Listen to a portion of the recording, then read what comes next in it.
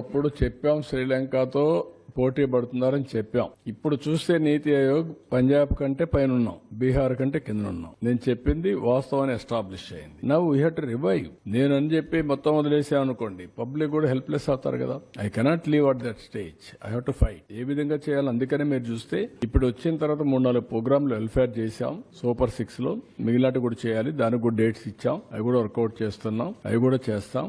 ఏ విధంగా తీసుకెళ్లాలో తీసుకెళ్లి మళ్ళా దీన్ని గట్టెక్కించి రాష్ట్రాన్ని గాడిలో పెడతాం. Will do it. అందుకే మమ్మల్ని నమ్మారు. 93% స్ట్రైక్ రేట్ ఇచ్చారంటే ఒక నమ్మకం, ఒక విశ్వాసం, ఒక ట్రస్ట్. ఆ ట్రస్ట్ ని బ్రీచ్ చేస్తే కరెక్ట్ కాదు. వాళ్ళ మారిగా బాధ్యత రాహిత్యంగా పనిచేయలేం, అట్లని చెప్పి ఇచ్చలవిడిగా చేయలేం. నేను అందుకనే ప్రజల్ని కాన్ఫిడెన్స్ తీసుకుంటున్నాను. I want to place everything before public. Time to time ఇస్తాను. నేను అన్ని చేస్తాను. చేసిన తర్వాత ఏది కూడా సంపద సృష్టించినా, ఆదాయాన్ని పెంచినా, ఆదాయం ఎవరికి చెందుతుంది? It is a public. What all I create wealth, it is a public property. అందుకనే ఇవన్నీ చేసి వాళ్ళకు కూడా గవర్నమెంట్ లో డబ్బులు సంపద సృష్టించడమే కాదు, రైట్ టైంలో వాళ్ళకు కూడా వెసులుబాటు రావాలి. లేదు నేను సంపద సృష్టిస్తున్నాను తర్వాత ఇస్తాను, మీరు మాత్రం సఫర్ కండి అంటే సఫర్ అవడానికి సిద్ధంగా లేరు. ఒక మిస్ గవర్నెన్స్, ఒక కరప్ట్ గవర్నెన్స్ చేసినప్పుడు దాన్ని కరెక్ట్ చేసి మళ్ళీ నేను ఏ విధంగా ట్రాక్ లో పెట్టాను, ట్రాక్ లో పెట్టడమే కాకుండా వాళ్ళ ఇబ్బందులు కూడా అధిగమించే విధంగా I have to plan it.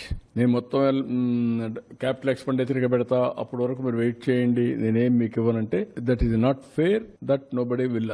వాళ్ళు కూడా సఫర్ అయ్యేదానికి కరెక్ట్ కాదు. మాకు ఓట్లేసింది సఫర్ కావడానికి కాదు, మాకు ఓట్లేసింది రివైవ్ చేస్తామన్న నమ్మకం కోసం. అదే మరి ఆదుకుంటామని. ఆదుకునే బాధ్యత మా పైన ఉంది.